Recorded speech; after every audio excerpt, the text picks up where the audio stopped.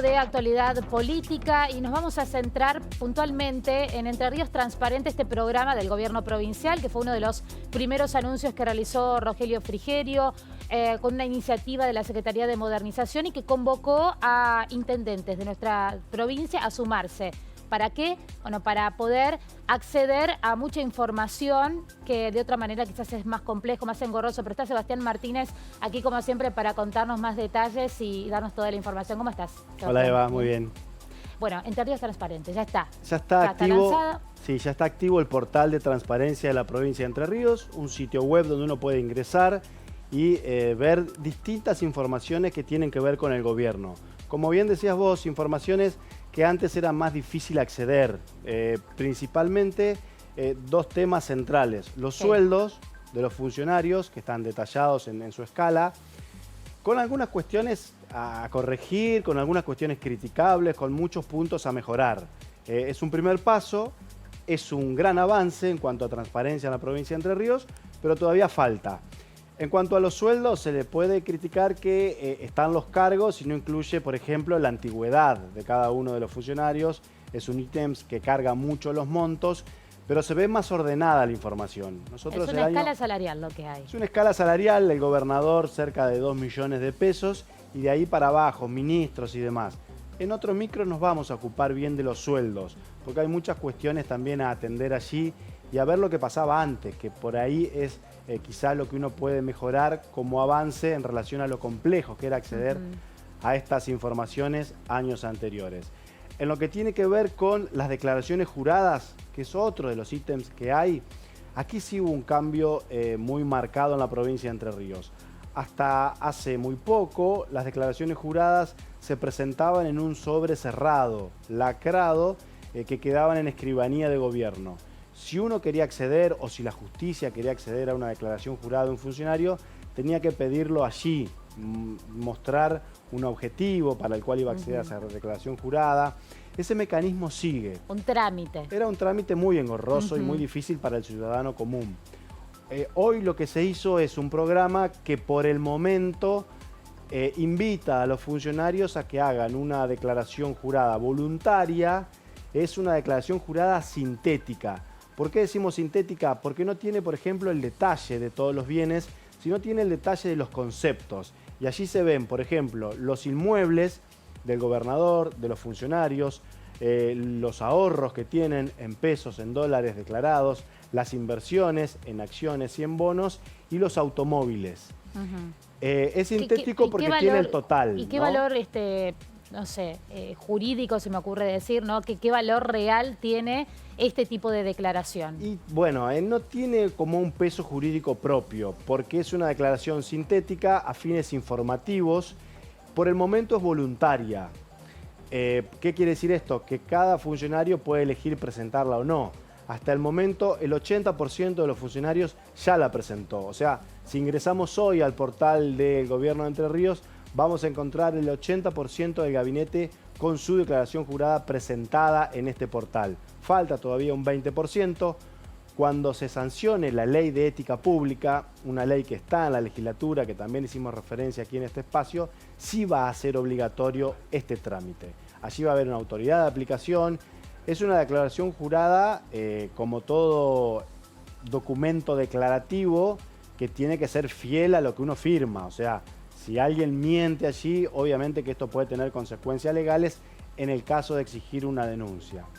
Decíamos, es sintética, no tiene el detalle como otras declaraciones juradas, como la que presentan, por ejemplo, los funcionarios nacionales, los legisladores nacionales. Hace muy poco se publicó la del ex gobernador Bordet, que también trajo aparejada algunas polémicas, trajo aparejada una denuncia que tiene, que se está investigando en la justicia, y allí sí uno puede ver los bienes de Bordet. Claro, en este caso es inmuebles. En este y caso un monto. es el total de los montos. Sí. La contrapongo con la de Bordet porque allí es muy clara algunas polémicas que se despertaron. Por ejemplo, la declaración jurada de Bordet tenía algo así como 150 millones de pesos en bienes, montos y cuentas corrientes. Está el detalle y ahí uno podía ver 14 bienes, 14 inmuebles a nombre del gobernador Bordet, que es lo que tuvo que salir a explicar él públicamente, porque no todos conocíamos esa cantidad de bienes. Bueno, allí había algunas cuestiones que tenían que ver con las técnicas declarativas, que por ejemplo un departamento estaba declarado 3 veces, porque tenía 3 escrituras: el departamento, la cochera y la baulera. Eso pasaba en dos inmuebles, y después se sumaban algunos inmuebles que tenían que ver con herencias de algunas participaciones familiares de campos, sobre todo campos pequeños de los padres de Bordet. Claro. Entonces, cuando uno entiende todas esas cuestiones, ve que se pueden justificar esa cantidad de bienes. Después está el tema de los montos. Y esto también vemos a partir de lo que conocimos en detalle, por ejemplo, con las declaraciones de los diputados nacionales, si la contraponemos con las del gabinete. Por ejemplo, los montos de los inmuebles están en valor fiscal. Y allí sí hay una gran diferencia en lo que uno puede decir lo que poseen en cuanto a valor real. Y lo que declaran. Claro, el valor fiscal de un inmueble es entre 8 y 10 veces menor del valor de mercado. Porque hay valores de inmuebles o de 1,5 millones de pesos. Por ejemplo, un departamento en la ciudad de Paraná está valuado fiscalmente en menos de 1 millón de pesos. Claro. Cuando vale 15, 20... El patrimonio real es otro. Hasta 40 millones. Entonces, de esto difieren el valor de lo que declaran los funcionarios a lo que realmente tienen como bienes. Esto se repite en ambas lógicas, en las declaraciones juradas que se presentan en el Congreso de la Nación o en estas sintéticas. Por eso quizás la interpretación de los bienes reales no se puede sacar taxativamente según dicen. Pero bueno, es un primer paso. Tenemos que tener en cuenta en esto que están por ahí desvirtuados lo que tiene que ver las declaraciones de los inmuebles. En los autos el valor es más real porque se toma el índice de ACARA, de las concesionarias, o el de AFIP, que son más o menos criterios más cercanos al valor de mercado de los automóviles.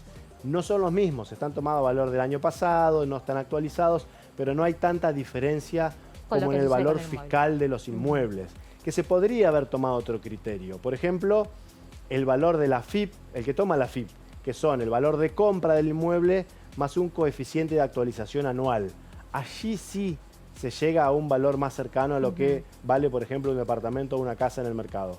¿Por qué no se eligió? Y porque es más complejo de realizar, se necesita un contador.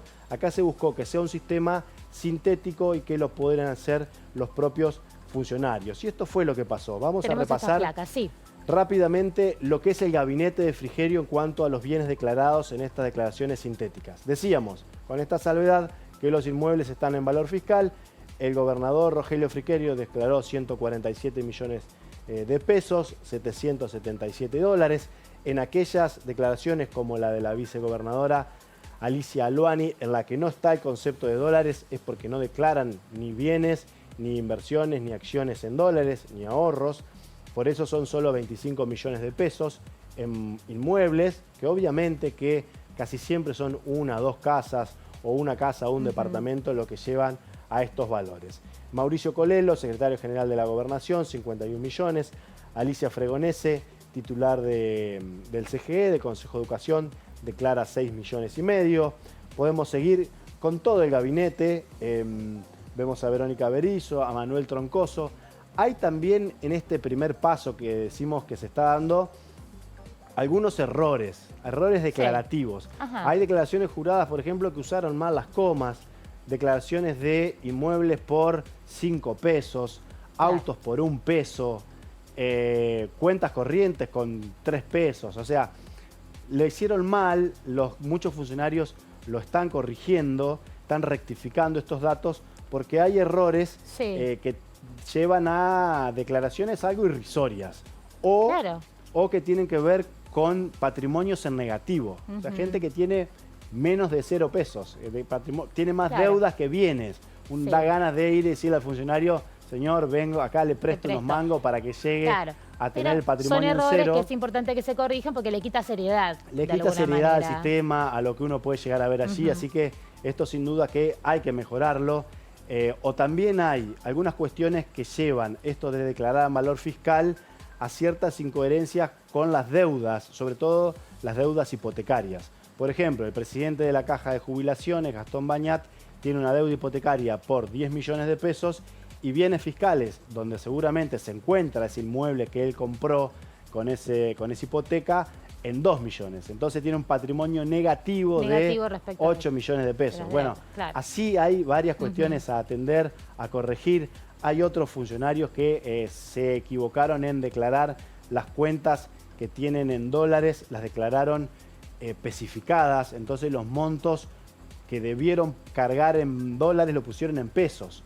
Entonces quedamos con que hay funcionarios que tienen más de 3 millones de dólares, algo llamativo, más de 10 millones de dólares. Nosotros los pudimos consultar y nos aseguramos que había un error en la declaración, que eran pesos, no eran, por ejemplo, Roncaglia. No es, en la declaración uno puede leer que dice 3.400.000 pesos en el ítems ahorro en dólares. En verdad son 3.400 dólares que en la declaración jurada él ingresó en pesos cuando el criterio debió ser distinto. Y ahí se transforma. Cuestiones a mejorar, cuestiones a corregir a futuro.